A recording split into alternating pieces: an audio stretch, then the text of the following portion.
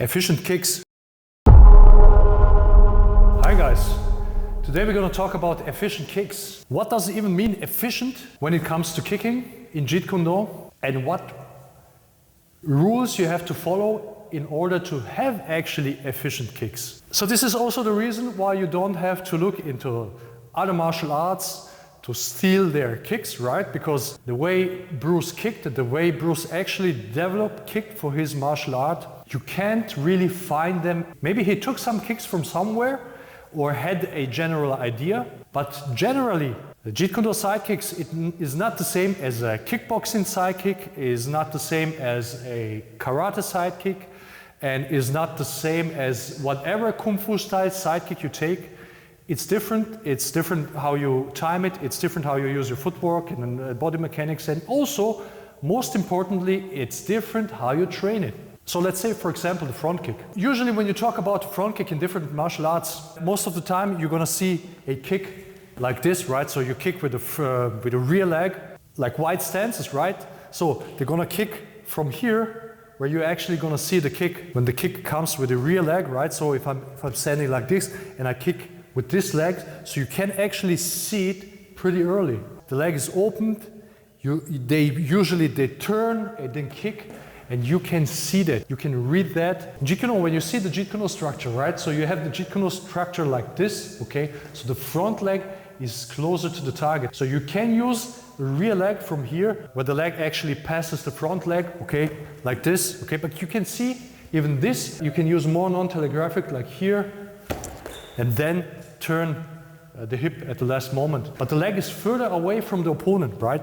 And this leg is closer to the opponent. If you want to kick him quickly, you would use front leg most of the time. Not always, but most of the time you would use the front leg. You could use the rear leg if you use this leg as a fake attack, okay? And then you kick here, or you can even go here and kick, for example, there, okay? But this becomes pretty inefficient, right? Because there's a long kicking ways. If you want to use the leg as a counter, it's even easier, because when the opponent comes in, all you need to do is you lift your leg, okay?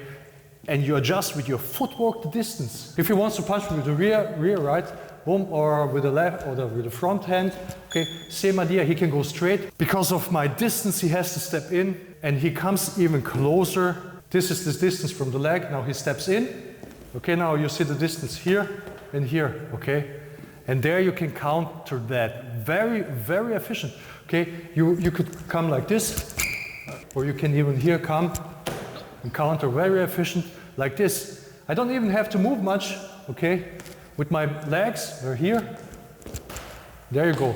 He just comes into your technique. If he's same side forward like yourself, okay? Here you can also, if he steps in, this target comes closer, you can use a side kick. This target comes closer, you can use a front kick.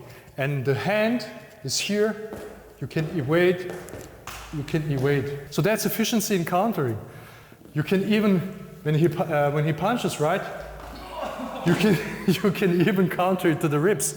And you can even do that very, very efficient, right? So if he comes close, you lift, okay? You just lean backwards, you lift your leg and kick into the target. Very, very little movement. What I actually have to do, I lose very little energy. Imagine you want to counter the guy with the same, but with the rear leg. Okay, you would have to turn. This takes a lot of time, and you are not actually kicking against the movement. Same with the front leg, okay, right here. Boom, again. So same with the front kick. Okay, so I keep my safe distance, okay, and I counter him. So even if I don't hit, okay, so I have my cover, he can continue to punch. Okay, can use my footwork. So this is countering. The attacking is even a different story. When you attack, you have to be even more non-telegraphic. The thing is, because he is even more aware, so he has actually more awareness, because he's not doing anything, he's not thinking about his own attack, right? He is thinking about his defense. But you have to cover the distance on the attack, the targets. If it's the same side forward like yourself, and you kick and you lift your knee and kick then, right? So this is hugely telegraphic. So if I try to kick him like this, he sees it, he just can go backwards, right? So here like this. Okay, so no chance. As soon as I come like this, he can go backwards. But if you do it more non-telegraphic, so you don't want to expose your leg, so he can see that you're gonna kick. You can move like this, right? And then you sneak in. So what you do, you go here, you don't lift your knee as high like this, but you lift it just pointing to the target, and you can then snap with your, so if you come, you don't kick like this. When they kick, they jump, okay, and they do this huge movement, they do this huge movements, right? But in JKD, right, you wanna be as efficient as possible. Same here, okay? No big movements, no huge exaggerating of kicks.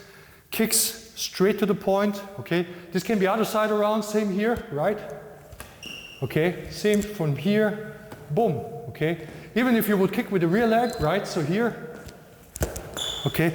You can do it more non-telegraphic. This is especially important when you attack. When you defend, you can get away with some telegraphic movements because he's attacking, he's concentrated on his attack. He's maybe covering, he doesn't even see below, right? And then you can afford a little bit like lazy technique, which you shouldn't. So if he attacks you, right, then you can cover also here efficient. So you go efficient in, you go efficient out, so you can follow up if you need, also as efficient and as quickly as possible. So guys, thanks for watching, see you next time.